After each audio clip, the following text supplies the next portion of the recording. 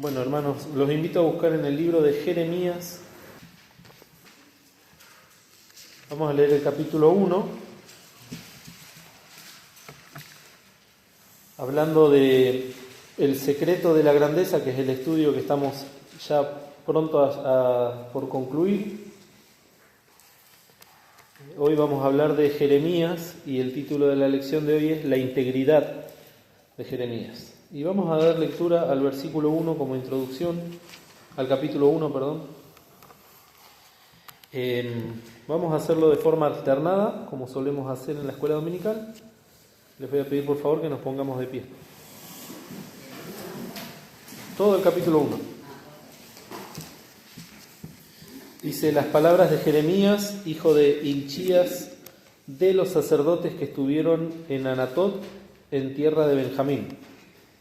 La palabra de Jehová que fue a él en los días de Josías, hijo de Amón, rey de Judá, en el año 10º de su reinado. Fue asimismo en días de Joacim, hijo de Josías, rey de Judá, hasta el fin del año 11 de Sedequías, hijo de Josías, rey de Judá, hasta la cautividad de Jerusalén en el mes 5. Fue pues palabra de Jehová a mí diciendo: Antes que te formase en el vientre te conocí, y antes que salieses de la matriz te santifiqué, te di por profeta a las gentes. Y yo dije: Señor Jehová, he aquí no sé hablar, porque soy niño. Y díjome Jehová: no digas, soy niño, porque a todo lo que te enviaré irás tú, y dirás todo lo que te mandaré. No temas delante de ellos, porque contigo soy para librarte, dice Jehová. Y extendió Jehová su mano, y tocó sobre mi boca, y díjome Jehová: he aquí he puesto mis palabras en tu boca. Mira que te he puesto en este día sobre gentes y sobre reinos, para arrancar y para destruir, y para arruinar, y para derribar, y para edificar, y para plantar. Y la palabra de Jehová fue a mí diciendo: ¿qué ves tú, Jeremías? Y dije: yo veo una vara de almendro. Y díjome Jehová: bien has visto, porque yo apresuro mi palabra para ponerla por obra. Y fue a mí palabra de Jehová segunda vez, diciendo: ¿qué ves tú? Y dije: yo veo una olla que hierve, y su haz está de la parte del aquilón. Y díjome Jehová: del aquilón se soltará el mal sobre todos los moradores de la tierra. Porque he aquí que yo convoco todas las familias de los reinos del aquilón, dice Jehová, y vendrán, y pondrá cada uno su asiento a la entrada de las puertas de Jerusalén, y junto a todos sus muros en derredor, y en todas las ciudades de Judá. Y a causa de toda su malicia, proferiré mis juicios contra los que me dejaron e incensaron a dioses extraños y a hechuras de sus manos que se robaron. Tú pues ciñe tus lomos y te levantarás y les hablarás todo lo que te mandaré. No temas delante de ellos, porque no te haga yo quebrantar delante de ellos. Porque he aquí que yo te he puesto en este día como ciudad fortalecida y como columna de hierro y como muro de bronce sobre toda la tierra, a los reyes de Judá, a sus príncipes, a sus sacerdotes y al pueblo de la tierra. Y pelearán contra ti, mas no te vencerán, porque yo soy contigo, dice Jehová, para librarte. Hasta acá nomás, vamos a leer. Disculpen que se hizo larga la lectura, tomen asiento, pero es un libro de la palabra de Dios, que es muy precioso y muy fuerte a la vez, contando la historia de este profeta que fue llamado desde joven. Y este capítulo 1 es un resumen de todo lo que va a pasar después en el libro. Jeremías fue un profeta, como dice acá, que era hijo de sacerdotes, o sea, de la familia de Aarón, y entendemos que tenía conocimiento de las cosas del Señor ya desde su niñez, porque ya él después iba a ser sacerdote cuando su padre no esté. Se cree que su llamado fue a los 20 años de edad, y mientras él vivió fue contemporáneo del rey Josías, como dice acá en los primeros versículos. Yo estaba comparando, en el diccionario bíblico hay una tabla cronológica que siempre la consulto, y se llevaban un año de diferencia con Josías. Josías era un año más grande que Jeremías, y tuvieron un ministerio que comenzó prácticamente juntos, nada más que Josías fue llamado rey a los 8 años y Jeremías profeta a los 20. Y sabemos que el rey Josías había sido un rey que amó a Dios desde su niñez, que le buscó desde su juventud y que le encontró cuando era ya adulto y encontró la palabra de Dios. Y toda una experiencia que hubo en Israel, en particular en Jerusalén y en Judá, de restauración. Una restauración que era necesaria porque el padre de Josías, que se llamaba Amón, había destruido muchas cosas del templo, las había profanado también, había instaurado idolatría en la casa de Dios, y así era el clima general del pueblo de Judá y de Jerusalén. Era de completa tristeza espiritual y, como vamos a ver más adelante, de mucho pecado, de mucha tiniebla. Y en ese contexto es que aparece Josías como rey, y en el mismo tiempo Dios levanta también al profeta Jeremías. Y como hemos visto, este hombre de Dios, Jeremías, en principio se lo ve como una persona muy humilde, no en cuanto a la economía, sino en cuanto a su corazón, y reconocía, así como en su momento lo hizo Moisés, su incapacidad para poder ocuparse de las cosas de Dios. Pero la reprensión de Dios es oportuna en este momento que hemos leído en el versículo 7, porque Jeremías se consideraba a sí mismo un niño o un jovencito inexperto para las cosas de Dios. Pero el Señor le dice en el versículo 7, no digas soy niño, porque a todo lo que te enviare irás tú y dirás todo lo que te mandaré. Desde este momento en que Jeremías fue llamado, estuvo allí en Jerusalén profetizando la palabra de Dios, anunciando lo que Dios tenía para decir al pueblo durante más o menos 42 años, que fue justamente el tiempo que pasó hasta que Jerusalén y la ciudad de David fue destruida por Nabucodonosor, el rey de Babilonia. Todo ese tiempo estuvo Jeremías allí profetizando la palabra de Dios. Como les decía, es un libro muy conmovedor, incluso para estudiarlo más detenidamente. Este estudio va tomando distintos aspectos de la vida y de la obra de Jeremías. No es un estudio exhaustivo,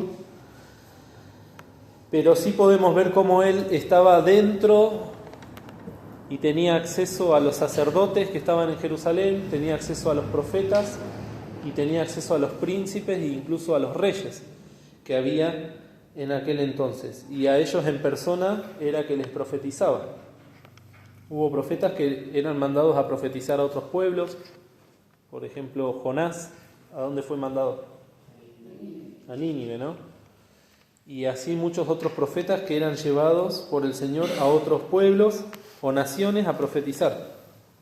A Jeremías le tocó hablar particularmente al pueblo de Judá. Y fue contemporáneo también del profeta Ezequiel y del profeta Daniel. Esto también es muy precioso cuando uno lo puede entender así. Daniel fue uno de los que fue llevado a Babilonia cautivo, siendo muy jovencito también, pero a Jeremías le tocó quedarse en Israel. Y Ezequiel también fue uno de los que fue llevado a la cautividad. Entonces, durante todo este periodo, que se puede decir sin errar, el periodo más triste de la historia del pueblo de Dios, porque justamente estaban de mal en peor, espiritualmente hablando, y a pesar de que hubo un pequeño oasis con el reinado de Josías y de restauración, se pudo celebrar la Pascua, el pueblo mientras estuvo Josías fue fiel. Ya Dios había anticipado la caída de este pueblo por los pecados que había cometido Manasés, que era el abuelo de Josías, y ni hablar después de los hijos de Josías. Josías tuvo hijos que después le fueron sucediendo en el reino, después de que murió. Algunos reinaron 3 meses, otros 11 años, pero todos, dice la palabra de Dios, los hijos de Josías fueron reyes malos.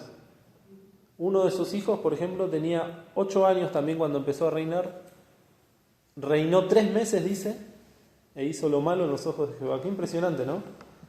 A veces nos impresiona el corazón tierno de Josías, que a los 8 años buscó a Dios, pero su hijo a los 8 años hizo las cosas malas a los ojos de Jehová y fue llevado cautivo y reinó en su lugar su hermano 11 años y también hizo lo malo a los ojos de Jehová. Eso es algo que siempre me ha llamado la atención de la palabra de Dios, cómo define, quizás en pocas palabras o pocos versículos, el corazón de las personas. Y a la vez cómo nos define a nosotros el Señor. Porque está escrito en nosotros en el libro de la vida, si es que hemos creído en el Señor Jesús como nuestro Salvador. Alfredo Herrera y lo que el Señor escribió de mí. Entonces también tenemos que tener en cuenta esto, que nada escapa a los ojos del Señor y que somos responsables de nuestros actos aún siendo niños. Porque el Señor está viendo lo que hay en nuestro corazón. El hijo de Josías tenía 8 años y decidió hacer lo malo en los ojos de Jehová. Este hombre, Jeremías, al igual que Isaías vivió bastante tiempo antes que él. Después de que murió Isaías, 10 años después, empezó a profetizar Jeremías. Pero no llegaron a ser contemporáneos, pero sí consecutivos, ¿no? Y los dos eran preciosos profetas porque tuvieron que decir cosas muy fuertes de parte de Dios. En el momento en que Dios se las mandó, lo hicieron. Se ve en las Escrituras el dolor que les producía a ellos tener que proferir estas palabras, tener que anunciar estos juicios que iban a venir. Y también se nota en ellos el amor que tenían hacia Dios y hacia el pueblo de Dios. Ese pueblo que Dios había sacado de la tierra de Egipto, que había liberado con brazo fuerte y que habían recibido la palabra de Dios, habían recibido el culto a Dios, Dios les había hecho el templo, tenían todo para ser felices y prósperos y sin embargo habían despreciado al Señor. Y eso repercutía también en el corazón de estos profetas, realmente se angustiaban, lloraban. Jeremías escribió un libro, ¿no?, que se llama Las Lamentaciones, justamente porque su corazón, como le pasaba después a Pablo cuando fue a Atenas, se deshacía al ver la incredulidad y al ver la idolatría de toda esta gente. Se dice de Jeremías que tenía un carácter apacible y tierno. ¿Qué quiere decir apacible? Tranquilo, ¿no? El agua cuando está apacible es que está calma. Y ese era el carácter de Jeremías justamente. Sin embargo, tuvo que hacerse de mucha mucha valentía para poder estar delante de estas personas que eran malas, que eran verdaderas fieras, podemos decir, al servicio de la carne y del diablo. Porque vamos a ver después, ¿no?, que cada vez que Jeremías tenía que decir estas palabras, en todas las oportunidades que él tuvo que profetizar, fue rechazado, fue puesto en la cárcel, fue puesto en el cepo, y aún de viejo fue tirado en las mazmorras, dice la palabra de Dios. Tuvo que sufrir por amor del Señor.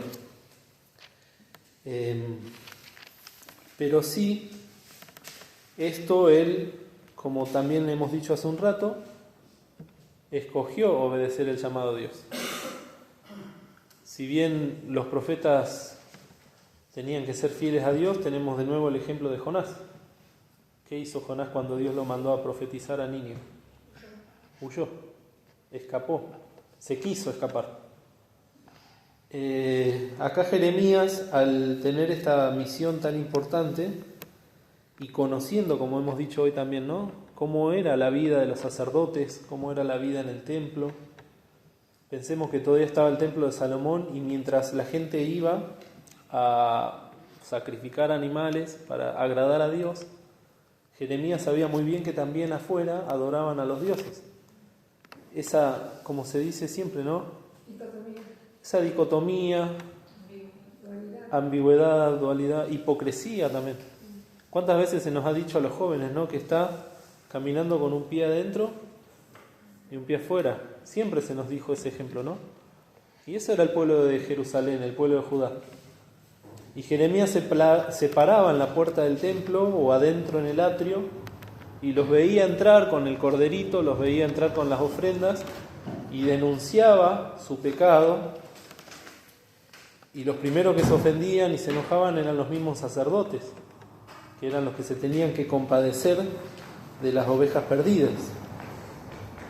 Entonces vemos que tuvo que tener entonces esta tan grande responsabilidad, pero desde el principio, como hemos visto, el Señor, cuando se le aparece y le encomienda esta tarea, le dice ahí en el capítulo 1, versículo 8, que no tenía que tener temor porque Dios le iba a librar. El versículo 9 también es muy precioso porque dice: tocó sobre mi boca. Extendió Jehová su mano y tocó sobre mi boca. ¿Por qué habrá hecho esto el Señor? Para limpiarle la boca. Una boca que ahora tenía que hablar cosas santas, tiene que ser limpia.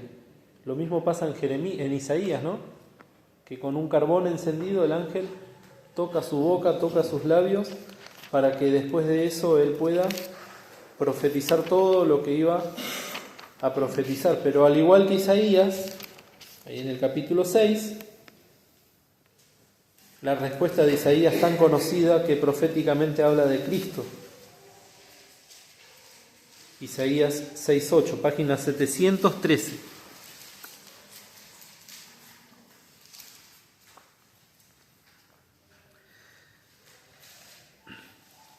Después oí la voz del Señor que decía: ¿a quién enviaré y quién nos irá? Entonces respondí yo: heme aquí, envíame a mí. Y dijo Jehová: anda y di a este pueblo, oíd bien y no entendáis, ves por cierto, mas no comprenderáis, etcétera, ¿no? Ante el llamado de Dios, la respuesta del siervo. Esto es importantísimo que también lo tengamos en cuenta. El Señor Jesús después decía, ¿no?, son muchos los llamados y pocos los escogidos. El Señor llama todo el tiempo, llama primero para salvación. La gran mayoría le rechaza. Cuando ya somos salvos, el Señor nos llama para santificación. Y muchos le rechazan. Quieren tener una vida sin santificación. Cuando entendemos la santificación, el Señor sigue llamando, esta vez para fidelidad. Y hay muchos que prefieren quedarse en el camino o quedarse a medias con el Señor. Estos hombres nos dejan el ejemplo que cada vez que Dios llamaba, ellos respondían y luego el Señor los utilizaba. En la escuela bíblica siempre se nos decía que el Señor cuando llama, ¿qué cosa? Al que llama capacita, ¿no? Y esto es una verdad. Algunos decían, no, pero eso no es bíblico. Bueno, no es bíblico porque no hay un texto que dice así, pero hay todo un contexto bíblico que lo asevera. En la medida en que nosotros nos ponemos en las manos del Señor, podemos tener las experiencias que tuvieron estos siervos del Señor. Si volvemos a Jeremías, ¿cómo? 1:9. Claro, extendió Jehová su mano, tocó sobre mi boca y dijo, he aquí he puesto mis palabras en tu boca. Claro, lo que venimos diciendo, ¿no? La promesa del Señor de que no tenga miedo, y lo que dice más adelante al final del capítulo 1 también. Fíjense, la expresión esta, ciñe tus lomos, en el versículo 17, nos hace acordar al profeta Elías también, que tuvo que ceñirse, quiere decir ajustarse la ropa. Para los que no saben o no se acuerdan, en aquellas regiones la gente, los hombres y las mujeres andan como si fuesen vestidos, ¿no? Por el calor, por la comodidad. Es lo que para nosotros sería un vestido, lo vemos ahora por ejemplo con los árabes. Ceñirse la ropa significa atarse ese vestido, ponerse de una manera que me permita correr o pelear. Entonces es señal de estar al frente y preparado para la batalla. Tú pues ciñe tus lomos y te levantarás y les hablarás todo lo que te mandaré. No temas delante de ellos, porque no te haga yo quebrantar delante de ellos. Y fíjense esta promesa, que cuando la escuchamos es una cosa, pero cuando la tenemos que vivir, ahí es otra. He aquí yo te he puesto en este día como ciudad fortalecida, como columna de hierro y como muro de bronce sobre toda la tierra. Esto estamos hablando que se lo dijo en los tiempos de Josías, cuando todavía había paz. Cuando estaba terminando el ministerio de Jeremías, la ciudad de Jerusalén fue derribada, el templo fue derribado. Pero él permanecía como ¿qué? Como ciudad fortalecida, como columna de hierro y como muro de bronce sobre toda la tierra. Qué precioso, ¿no? Cuando todo el mundo está derrumbado, los hijos del Señor, que son fieles, permanecen de pie. Y esa también es la promesa que tiene la Iglesia. El mundo está yendo a pasos acelerados hacia la perdición. Viene la gran tribulación, pero el Señor dice que va a hallar fe en la tierra. Y a la Iglesia la llama columna y apoyo ¿de qué? Columna y apoyo de la verdad. Entonces, también se nos dice que nosotros somos la luz en este mundo y la sal de la tierra. Todas promesas que ahora aplican a los que somos hijos de Dios. ¿Cuál era la misión de Jeremías en el capítulo 7? Por ejemplo, nos dice que tenía que advertir al pueblo. Capítulo 7, 23. Siempre Dios, ¿qué hace primero? Advierte. Siempre Dios advierte. Hay muchos pasajes que dicen, no digas después que no fuiste advertido. Mas esto les mandé, el 23. Escuchad mi voz y seré a vosotros por Dios y vosotros me seréis por pueblo. Y andad en todo el camino que os mandare para que os vaya bien. Y no oyeron ni inclinaron su oído, antes caminaron en sus consejos, en la dureza de su corazón malvado, y fueron hacia atrás y no hacia adelante. Pero vemos entonces Primero Dios señalando el pecado y advirtiendo. Si volvemos al capítulo 1, en el versículo 16, anuncia los juicios que han de venir. Y a causa de toda su malicia proferiré mis juicios contra los que me dejaron e incensaron, prendieron inciensos a dioses extraños y a hechuras de sus manos se encorvaron. Esas son cosas que Jeremías en más de una oportunidad se encargó de hacer. Primero advertir las consecuencias. Si seguían a Dios iban a ser salvos. Si no se arrepentían iban a ser castigados, ¿no? Hay un texto que conocemos mucho que dice las sendas antiguas. Parados en los caminos y mirad por las sendas antiguas y preguntad. Y ellos dijeron que no andaremos. Después lo vamos a leer, lo tengo anotado por ahí. Vamos al capítulo 23. Como les decía, tenemos que ir salteando versículos para ver algunos aspectos del ministerio de Jeremías y poder hablar de su integridad. ¿Integridad qué quiere decir?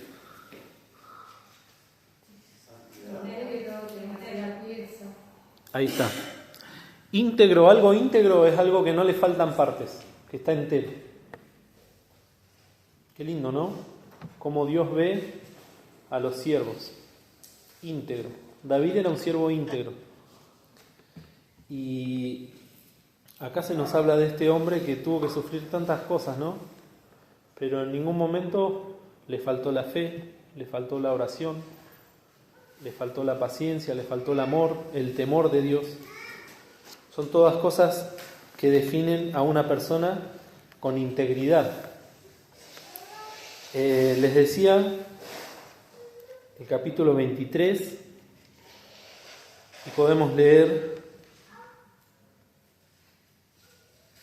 todo el capítulo 23. Es una promesa de bendición, pero fíjense, el versículo 5 dice: He aquí vienen los días, dice Jehová, y despertaré a David renuevo justo, y reinará rey con mayúscula, el cual será dichoso y hará juicio y justicia en la tierra.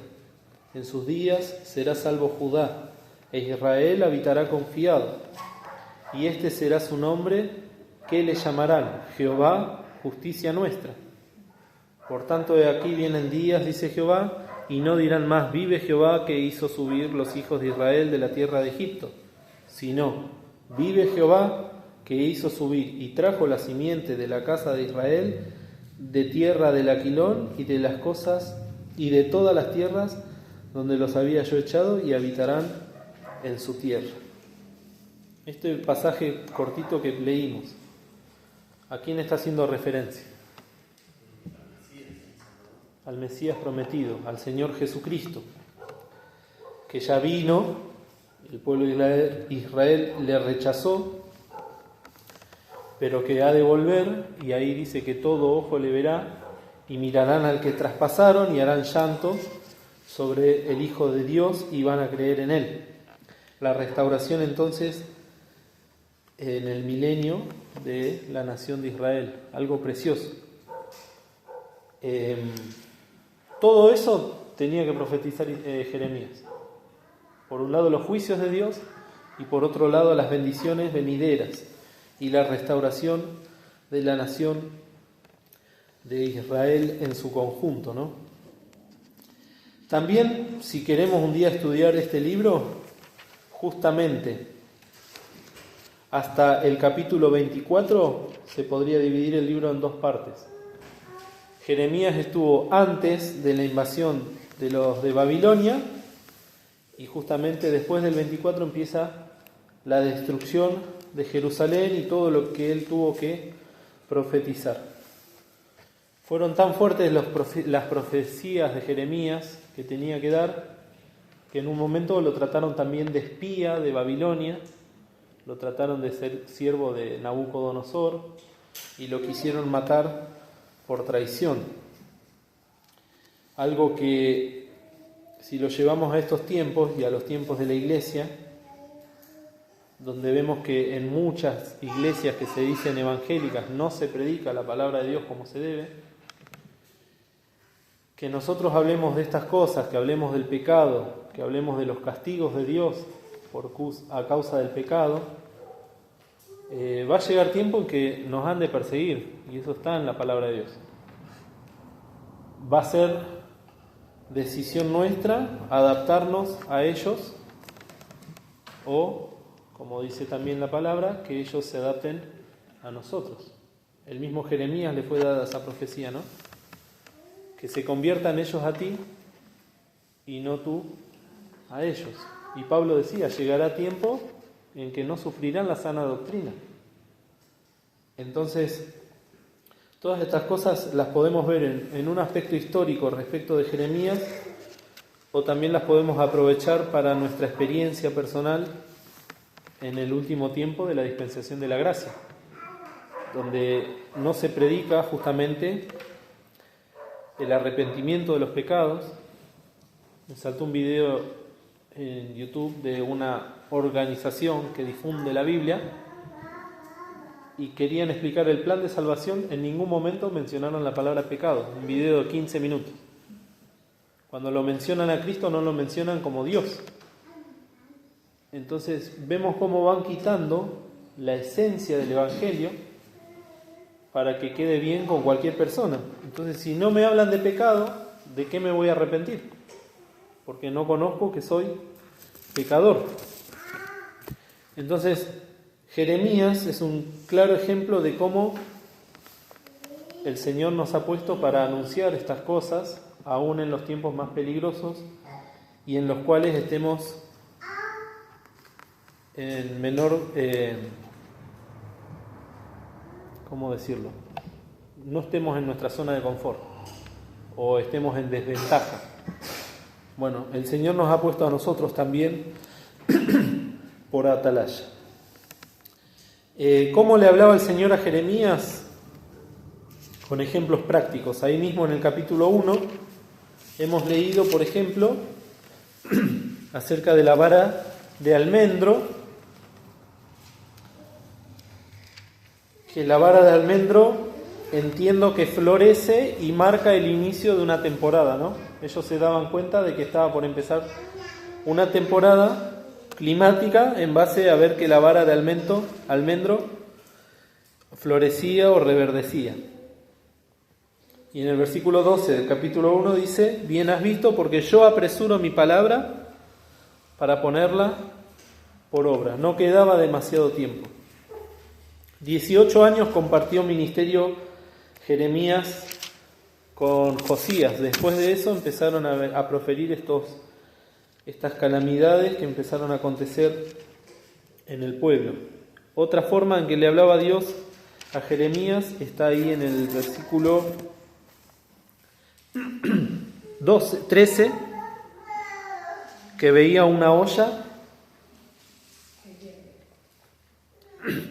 que hierve, hablando de algo que está justamente en ebullición, que está siendo pasado por fuego y aflicción, y era el ejemplo de lo que le iba a pasar a Jerusalén. En el capítulo 13, todos ejemplos prácticos, ¿no? De cómo Dios habla al hombre para que el hombre entienda. En el capítulo 13, el Señor le hace ir al mercado a Jeremías y que compre un cinto de lino. El cinto de lino era una pieza de hechura y hermosura, era caro. Era algo que lo usaban las clases más adineradas. Era algo lindo, ¿no? Es como que ahora me diga, andá y comprá un smoking, algo que no se usa todos los días. Y Dios se lo hace ir a esconder al río Éufrates en unas cuevas, y al tiempo lo hace ir a buscar ese cinto de lino. Y cuando va, fíjense en el versículo 7, He aquí, entonces fui al Éufrates y cavé y tomé el cinto del lugar donde lo había escondido, y aquí que el cinto se había podrido, para ninguna cosa era bueno. Y fue a mí palabra de Jehová diciendo, así ha dicho Jehová, así haré podrir la soberbia de Judá y la mucha soberbia de Jerusalén. A este pueblo malo, que no quieren oír mis palabras, que andan en las imaginaciones de su corazón y se fueron en pos de dioses ajenos para servirle y para encorvarse a ellos, y vendrá a ser como este cinto, que para ninguna cosa es bueno. Qué fuerte, ¿no? Cada vez que leemos estas cosas son fuertes. Leer el libro de Jeremías es una experiencia fuerte en la vida de nosotros, cuando vemos que Dios desprecia la soberbia del corazón. El soberbio, que dice en su corazón: no me importa lo que pase con Dios, no me importa que Dios me esté viendo. Yo voy a ir en pos de mi corazón, en pos de mis pensamientos, en pos de mi imaginación, como dice acá. Bueno, para eso Dios está todo podrido y no sirve. Nos habla también de las obras de la carne, ¿no? ¿Qué van a pasar con las obras de la carne en el tribunal galardonador? Van a ser quemadas, porque no sirven. Madera, heno y hojarasca. Está podrido para Dios. Es todas cosas que a los ojos de los hombres el cinto de lino son hermosas, son valiosas, pero nos habla de soberbia, y Dios a la soberbia la desprecia y la destruye. También en el capítulo 18, creo que lo conocemos muchos,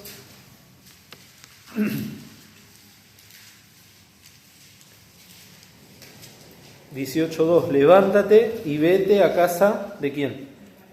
Del alfarero, y aquí te haré oír mis palabras. Y descendí a la casa del alfarero, y aquí que él hacía obra sobre la rueda, y el vaso que él hacía de barro se quebró en la mano del alfarero, y tornó e hízolo otro vaso, según al alfarero pareció mejor hacerlo. Qué ejemplo más sencillo, ¿no? Fue y miró. ¿Qué vio? Un hombre que estaba haciendo algo con barro, se le rompió en el proceso y lo volvió a hacer desde el principio. Bien gráfico y fácil de entender. El Señor, que le dice en el versículo 6, ¿no podré yo hacer de vosotros como este alfarero, oh casa de Israel, dice Jehová? He aquí que como el barro en la mano del alfarero, así sois vosotros en mi mano, oh casa de Israel. En un instante hablaré contra gentes y contra reinos para arrancar y disipar y destruir. Etcétera, etcétera, ¿no? ¿Cómo le contestaríamos al Señor si nos hace esta pregunta a nosotros? Porque la pregunta ahora la hace a nosotros.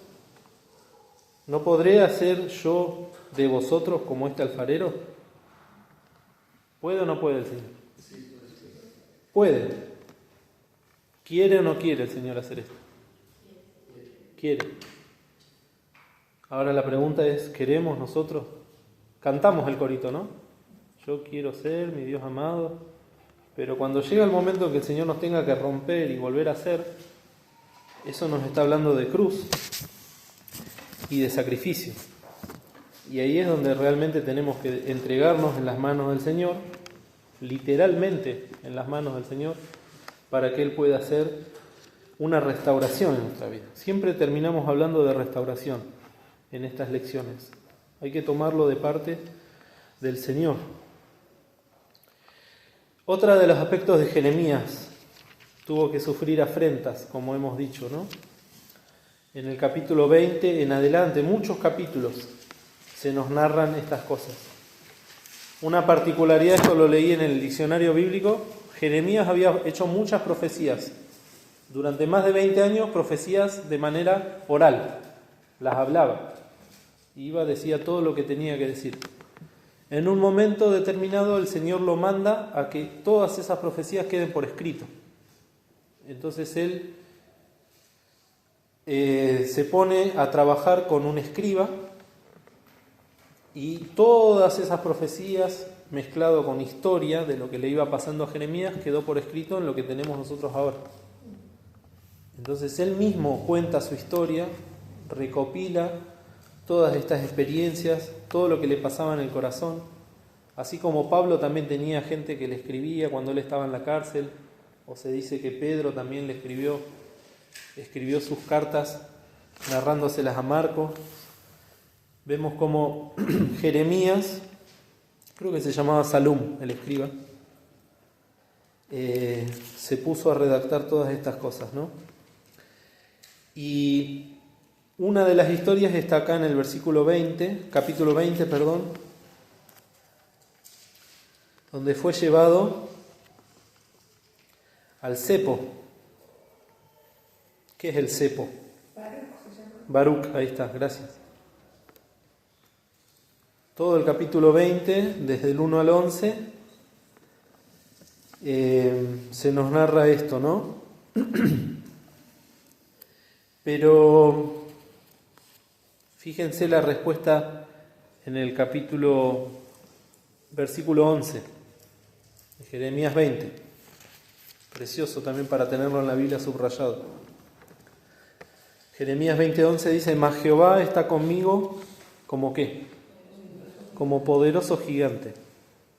Por tanto, los que me persiguen tropezarán y no prevalecerán, serán avergonzados en gran manera, porque no prosperarán, tendrán perpetua confusión que jamás será olvidada. En el capítulo 26 también se nos narra un momento en que los mismos sacerdotes lo acusan y tiene que compadecer después delante de los príncipes de Judá. Y acá no lo querían meter preso, ya lo querían matar a Jeremías. Pero él no se callaba la boca. Fíjense, versículo 12 en adelante. ¿Quién puede leer? 12 a 15. Y habló Jeremías a todos los príncipes y a todo el pueblo diciendo: Jehová me envió a que profetizase contra esta casa y contra esta ciudad todas las palabras que habéis oído. Y ahora, mejorad vuestros caminos y vuestras obras, y oíd la voz de Jehová vuestro Dios, y arrepentiráse Jehová del mal que ha hablado contra vosotros. En lo que a mí toca, he aquí estoy en vuestras manos. Haced de mí como mejor y más recto os pareciere.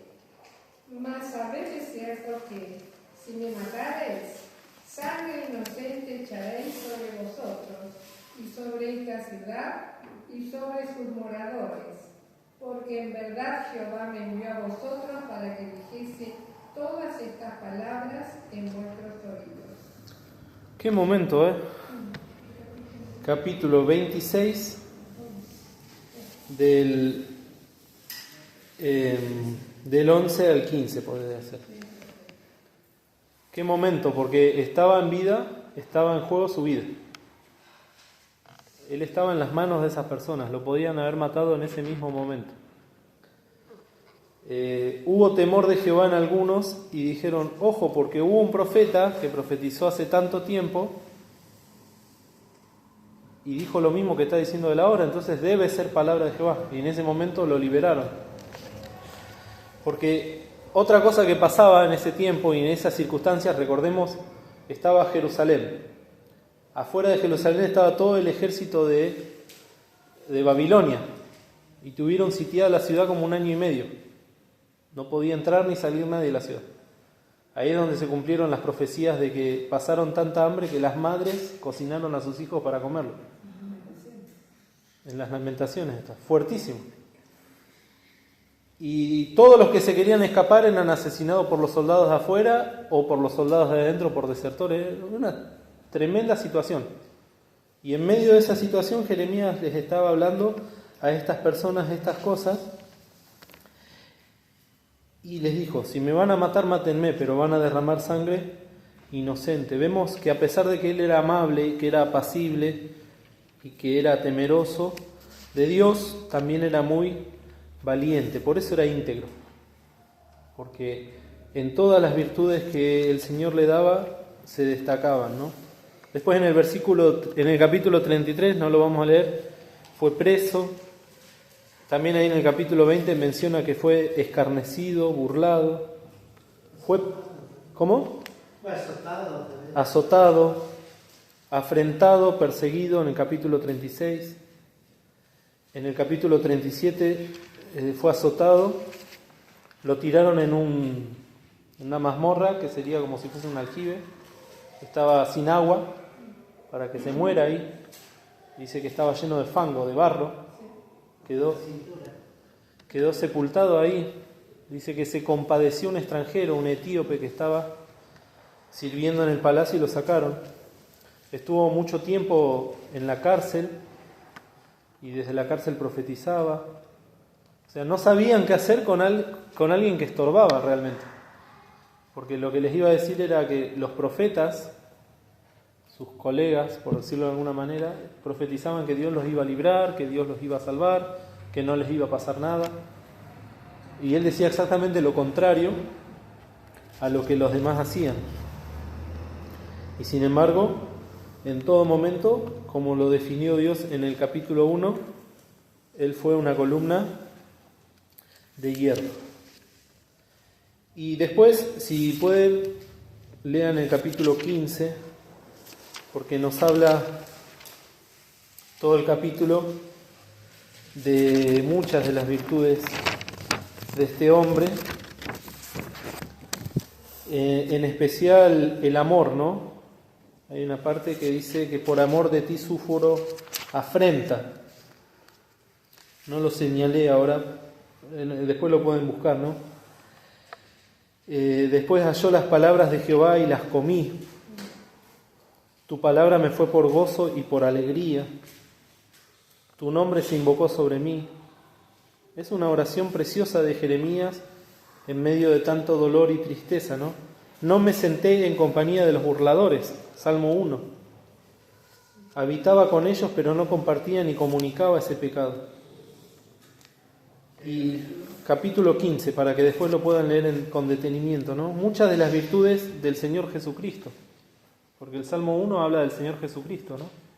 Bienaventurado el varón que no anduvo en consejo de malos. Antes en la ley de Jehová está su delicia. Nos está hablando de Cristo y cómo el Espíritu de Cristo moraba sobre estos siervos de Dios y les permitían ser íntegros, ¿no? Y nosotros ahora tenemos el Espíritu Santo, que está esperando ver en nosotros dones, que está esperando ver fruto, que está esperando que seamos íntegros.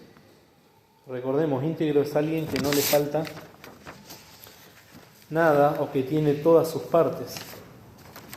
Y nosotros conocemos la lista de dones, conocemos la lista del fruto, las manifestaciones del fruto, y muchas veces nos faltan.